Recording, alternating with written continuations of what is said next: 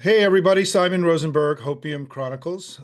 Thank you for joining us again for another one of our discussions with elected leaders, thought leaders, people who are pushing the big conversation forward here in a time of enormous challenge. Today, joining me is Congressman Adam Smith, the ranking member on the Armed Services Committee. Adam and I have been friends, amazingly, I can say this, for almost 30 years. And he is one of one of the smartest guys that I know in this business. And I'm really pleased that he's with us today. Adam, welcome. Thank you, Simon. I appreciate it. And I love following what you do on Hopium. I appreciate your leadership.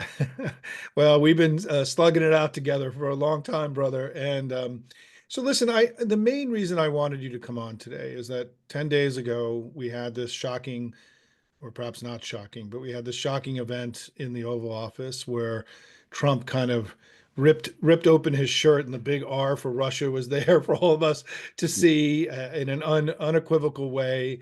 It was, he's continuing to degrade Ukraine since then while claiming he's doing something else. The question that we've all been asking about his ancestral, his close friendship with Putin is becoming more relevant to everything we're doing. As somebody who's been working on these issues in a place of authority for a long time, who has traveled all over the world, who works open, has works with the Pentagon every day. How are you thinking about what we're seeing now with Trump's embrace of Putin and his denigration and apparent abandonment of Zelensky and our European allies? No, I guess there's three things. First of all, the practical implications of it. I mean, we've been working with the Ukrainians for 3 years, ever since Putin's invasion. I've been to Ukraine a couple of times. I know how awful this war is for Ukraine. And the decisions that Trump has made to cut off intel sharing, to stop sending arms, to stop sending aid, has a devastating impact on the conflict in Russia's favor. And by the way, it's going to incentivize Putin to just keep going. And I know we as Americans want peace, and the Ukrainians want peace too. Showing Putin nothing but weakness is not going to bring about peace. It's going to make Putin keep pushing for more. There is no pressure on Putin whatsoever right now. I know they're having the conversation in Saudi Arabia this week. Maybe there'll be some miracle peace deal, but my suspicion is Putin will take advantage of the opening that Trump has given him. So that's number one. Number two, you got to fit it into Trump's overall foreign policy and why it's bad for America. And his overall foreign policy is basically to alienate all of our friends around the world and to leave us alone in a world that is increasingly interconnected. My goodness, he's picking a fight with Canada. Yeah, and it's not all. He's picking a fight with Denmark. He's picking a fight with Panama. I mean, when you went into this election, your average voter out there, gosh, what are you worried about in the national security front? I don't think Panama, Denmark, and Canada would have been at the top of your list. So it's about Trump's larger philosophy, which is basically to be a bully, to be abrasive, to not get along with people and try to punch them in the face as often as possible. That's going to make the world a more dangerous place, certainly, but also our economics. And look, I'm not saying all tariffs are bad. Tariffs are an important part of industrial policy, but putting them on, taking them off, putting them on, taking them off, doing it here, doing there is creating chaos. So it's part of the larger national security framework, then also connects in with the last point, which is Trump's affinity for dictators. And he's shown this, during his first term and his second term. And I think that bleeds into our domestic concerns about the way we have drifted towards an authoritarian government. A big part of the reason why Trump is so friendly with Putin is because a part of him sees him as a kindred spirit. He wants the kind of power that Putin has in Russia. And he's been very open about saying that. I think it was Kim Jong-un. I can't remember Putin anyway, when they had the big military parade in one of those countries, and Trump was like, I want that. And if you remember, 6, 7 years ago, he tried to do it. He did kind of do a half-assed version of it out on the mall. So this gets at the core of representative government. His affinity for Putin and Russia is a connection between all these conservative movements in Hungary as well that pushes towards autocracy and away from representative democracy. So all three of those themes mean that what Trump is doing around Ukraine and in favor of Putin right now is a deep threat to what we should care about here in America. Adam, I this weekend, Trump, they let him loose, right? He talks all the time, so we get to hear what's on his mind far too frequently. But, he was asked about military exercises that Iran, China, and Russia are doing jointly. And he said, "Oh, I'm not worried about it. We're stronger than all of them." Right. And what I thought about, and I'd like you to comment on, is that, we're in a place now where, for the first time since NATO was founded, it's not really clear that we can count on an Article 5 intervention if we're attacked. It's not really clear that the NATO alliance is holding. Trump continues to denigrate it and to sort of oppose our European allies on things that really matter to them. And I just wondered if you could reflect on this basic idea that there's any scenario in the world where we are safer outside of NATO in alone than inside this military alliance, with all of our friends. Because what I wrote this weekend is that I feel like we're at the point now with Trump, you know, alienating our close allies, including ones in this hemisphere, starting to create the chaos that he has, which is, creates weakness internally in terms of chain of command and the way that decisions are made quickly. That if there was some kind of horrific attack on the United States in some ways, right, cyber, kinetic, that we seem to be in a far weaker position than we've been in any time since certainly you've been in this business, and potentially any time since the mid 19th century at this point. And I wonder if you could reflect about how you're thinking about this idea that part of your job is to make sure that we're safe. Sure. I mean, there's one thing that's always been true, and then there are two things that are making this even more important in this particular moment. And I'll start with those two. First of all, in terms of whether or not we're safer if we go it alone at this point. What has happened in the last 3 or 4 years is a lot of our adversaries have begun to work together in a way that they never did before. So having Iran, Russia, North Korea, China coordinating on a variety of different things, certainly militarily, but also economically. That level of coordination, the BRICS countries are a big deal that we seem to like blow past. Part of our power in the world is our control over the financial systems that we have with the dollar as the reserve current currency, the control we have over banking.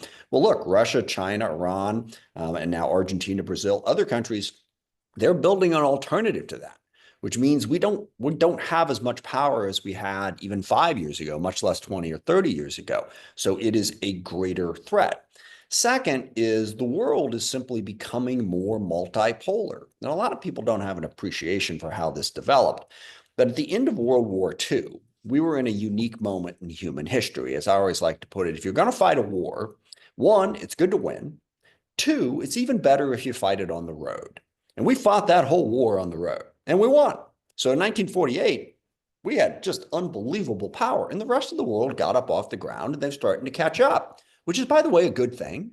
You don't want the rest of the world to be impoverished just so we can be all powerful. But now the world's a lot more balanced.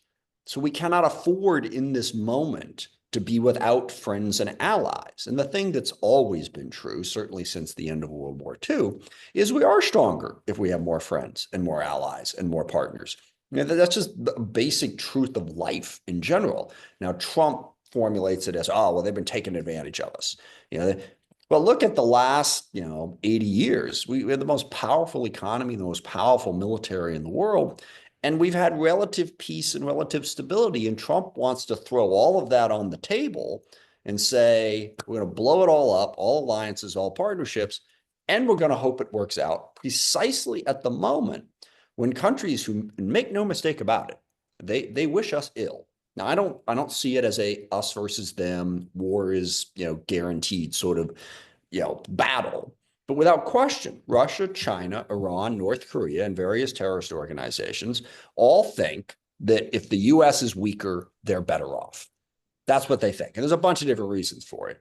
But so they're moving together to try to make us weaker. And then Trump is alienating our allies and to blithely dismiss Iran, North Korea, and Russia working together as if it's irrelevant. Yeah, I mean, I don't know if you're hanging out in a fortress and all of your neighbors all of a sudden start working together against you. At a minimum, I think you ought to pay attention to it. Yeah, and I think, Adam, I mean, what is so hard about this moment, right, is that not only is Trump alienating our allies and looking like he's putting his thumb on the scale in Ukraine, But the vaporization of USAID, which uh, Secretary of State Rubio tried to codify today in a I know. tweet, of course, right, Right. claiming that it's now over and it's all been rolled into the State Department. That's going to alienate dozens and dozens of countries where now people are going to die in their Right. countries because of But us. we're deadbeats. We're I mean, deadbeats. forget whether or not we should be helping them. We were helping them. And Yeah, in the middle of having the contract of feeding them and preventing diseases, we just yanked the funding. We just right. put right in the middle of our commitment. We broke that commitment. And who's going to trust us now? Well, and I think why, Adam, to summarize all this, I mean, what I have been arguing for at Hopium is for a second front, as I call it. I think the Democrats are in a very comfortable place now in our language and our strategy in talking about Trump's mismanagement of the economy, of his plutocratic budget scheme, and everything else. And we're spending a lot of time there, and it's working. Trump's poll numbers are coming down, right? The market is losing faith, consumer confidence is coming down. And he's a much weaker figure today than he was 6 weeks ago. He just clearly is. However, there are these other things that it seems like we have to do because the damage being done by Trump, the things we're describing today, and also he and Elon Musk's attack on our government are breaking things that are going to take a long time to repair, if we can repair them at all. And it seems like there's an urgency to open up this second front, right, around what's happening with Russia and our posture around the world, what I call the America of the Four Freedoms, right? And also domestically, the attack on the US government. And I'm just wondering, inside the caucus, I mean, it seems like that speech by Alyssa Slotkin last week, Senator Slotkin, who you know very well, was sort of a rhetorical leap forward for us. It really put a lot of these second front issues on the table, front and center, in an equal way to the economic concerns. And I thought it was very effective in that regard. What's your sense about, when you're talking to Leader Jeffries and other folks, where do you see us all going in the next couple of weeks? I think that's going to be part of the message. I did a letter, all the chair or sort of the ranking members in the Senate and the House, Democratic leadership on the key foreign policy, national security committees, basically saying Trump is making us weaker. He's making us weaker by getting rid of our friends. He's making us weaker by just crushing the effectiveness of the federal government. I mean, shutting down program after program is undermining our ability to do our basic function as a governing place. So Trump is making us weaker. Now, there's one piece that's really important, I think, for Democrats to talk about, is there is some sympathy for Trump's overall approach in sort of two places. One, Americans are tired of the U.S. fighting wars in faraway places. And two, they think that the economics have not cut enough in our favor. So when we're talking about this, we have to make sure we have an economic plan. We get that the working class in this country was left behind. And we get that some of it was, the trade agreements weren't negotiated as well as they should have been. But that's not all of it. All right. It's tax policy, it's union policy, it's corporate power in America, it's billionaire power in America. So we are going to go after the economic opportunity argument. You don't have to do that by detonating every relationship we have in the world and by crippling our federal government. I mean, just making it an ineffective entity to fight disease, to help, provide housing, to make sure that planes don't run into each other.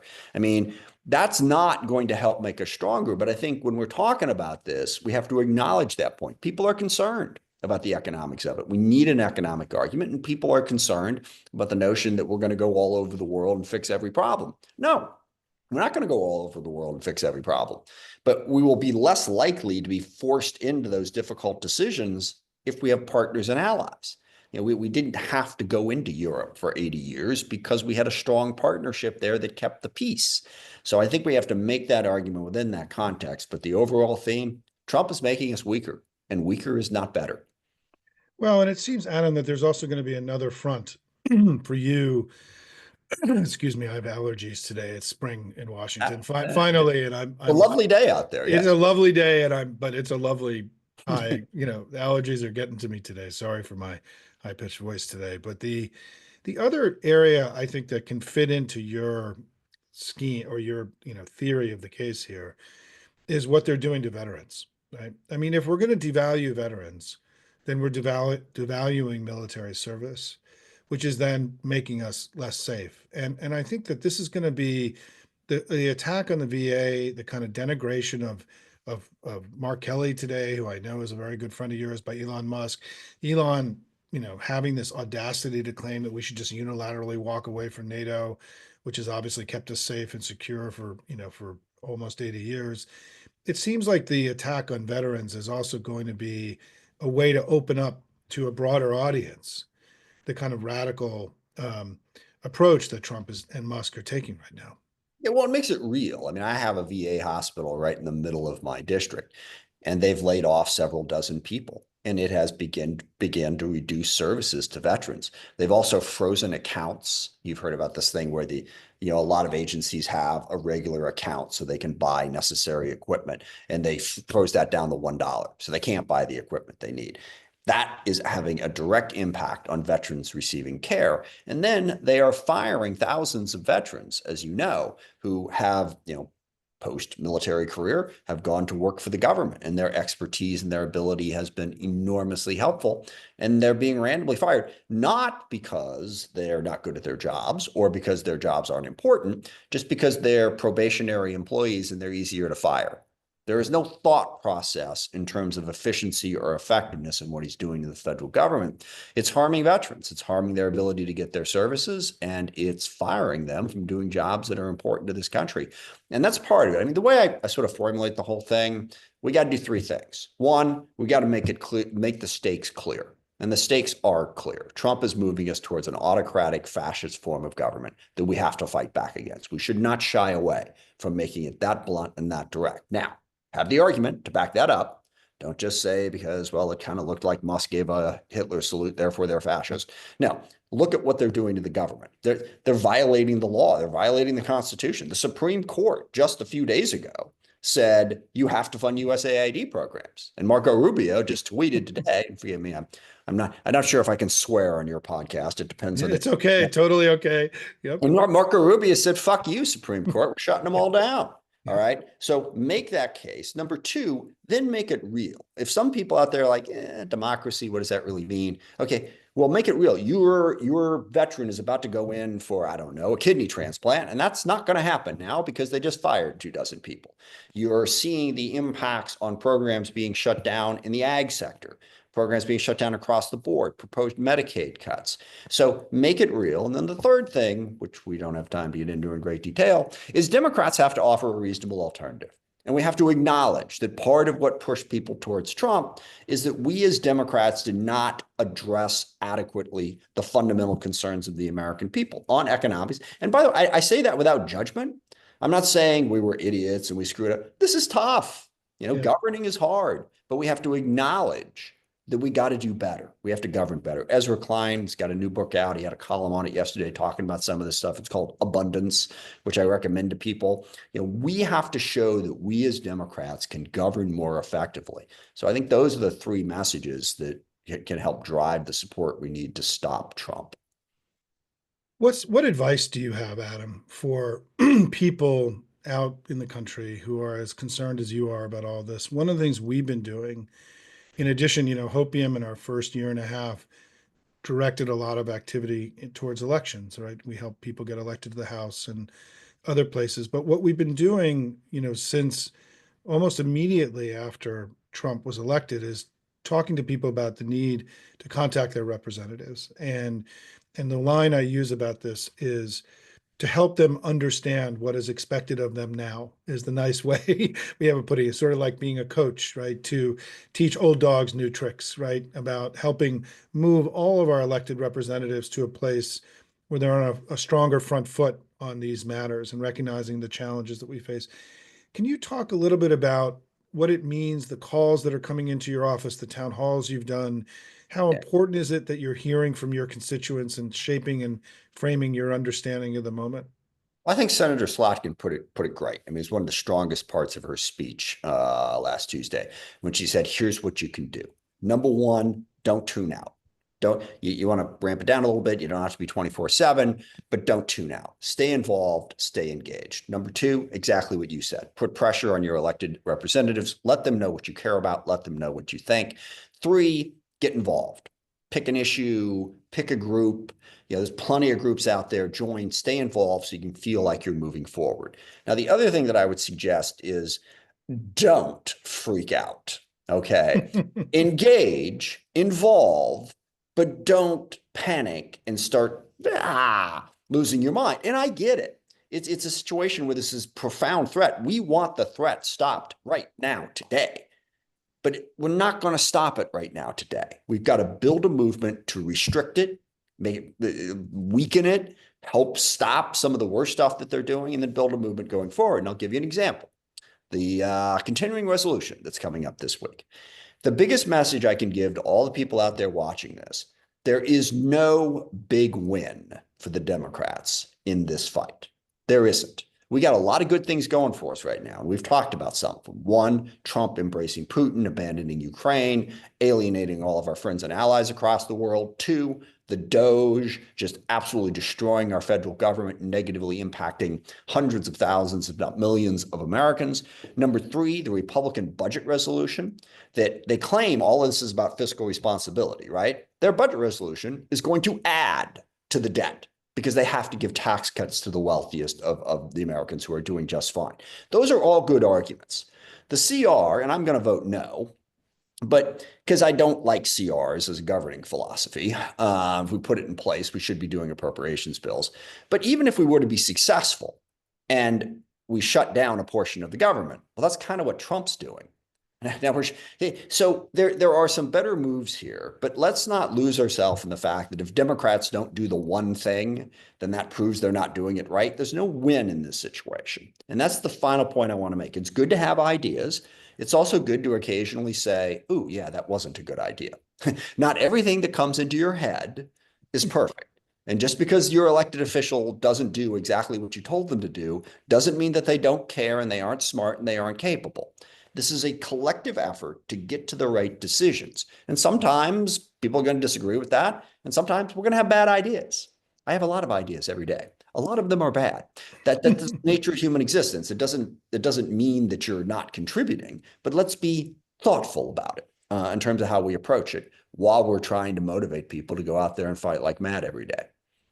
Well, and Adam, let me say thank you for being here today and for your work. I mean, I think your sensibility, how this is really, we're still in the early stages of this, and I'm interested in learning more about, and I'll write it up when I release this video. I'll do a little bit of a write up about this group that you've put together of senators and House members who have national security the experience, and what you think that may mean going forward in terms of, if you guys are going to stick together and try to create a clear alternative voice that's much louder for us in this current time. But I want to just, to the Hopium community, I just want to just put an exclamation point on something that Adam said that we talk about all the time. And in fact, we've been talking about today in our chat, is that the challenge that Democrats in Congress have right now is that our democracy is under assault, and Congress in particular, the authorities of Congress in particular, are under assault.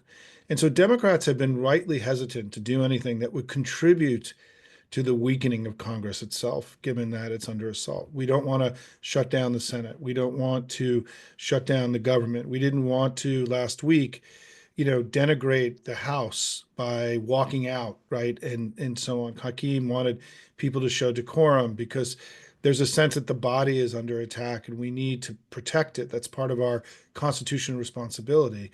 And what Congressman Smith was saying, and many of you have been asking me today about my opinion on the CR, the continuing resolution, is that, I think that given what he said, and I agree with everything he said, is that things are going in the wrong direction right now for Trump in a very profound way. If we shut the government down, they're going to make an effort to blame us for the slowing economy and to move all the burden of his early screw ups in the economy to the Democratic Party. And we have to be aware of this, right? He's still going to be louder than us. He has greater capacity to define the terms of the debate. And I think we all have to be very smart about how we proceed this week. The line I've been thinking about in the community, and I'll let you go, Adam, is that it's like in 1969, if we got to the moon and everyone is celebrating, but the general response in the public is, why didn't you guys get to Mars? Right? We're really disappointed that you only got to the moon, right? We need to keep going. We have to be careful not to constantly be setting up our elected officials to be disappointed about things they could never achieve in the first place. And so this idea that little wins become big wins and little cracks become big cracks. We have seen little cracks become big cracks in the last few weeks. We've seen little wins become big wins. That's our job, is to keep pushing this forward, building on the momentum that we have. The CR is a tough call. I don't think this is, as Adam said, I don't think this is going to be simple and easy. And we've got to give space to Hakeem Jeffries and Chuck Schumer to fashion what I think is the most strategic response.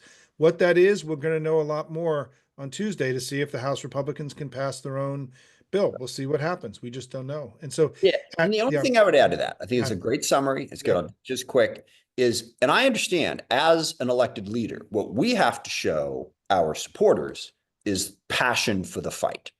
All right. Because I get that people are going to be a little bit, well, you got to do this. If you're not doing that, I'm not sure you're into it. So we have to make sure that we are showing, I'm doing videos, I do teletown halls. I want people to know we are in this fight. And if there's something that needs to be done that's going to get us where we need to be, I'm not going to pull a single solitary punch. But I'm also not going to throw a punch just to make it look like I'm willing to, that actually hurts what we're trying to do. So it's a burden on us too. And it's not wrong to say that members of Congress and leadership tend to be a little cautious. We need to show that in this moment, we are not cautious because we understand the stakes and then work together to get to where you just described. Well, and Adam, give a look at this letter to America idea that is in my post today that I know you read and prep for this. I do think this is an area of opportunity for us. I do think we're in a moment of opportunity and offense. Trump is struggling and stumbling. The markets today are in the crapper again. We should be emboldened by what's happening here and continue to ratchet up our game. I know that you are every day. You've never been shy of a fight, it's one of the reasons we've been such good buds for so long, because you're here for all the right reasons, and it's been a joy and a pleasure to work with you all these years. Keep fighting hard. Hopefully, we'll have you back in a few weeks, and good luck this Anytime. week. Good luck this week. Yeah. Thanks, Simon. Thanks for your friendship and thanks for your leadership. It's great working with you.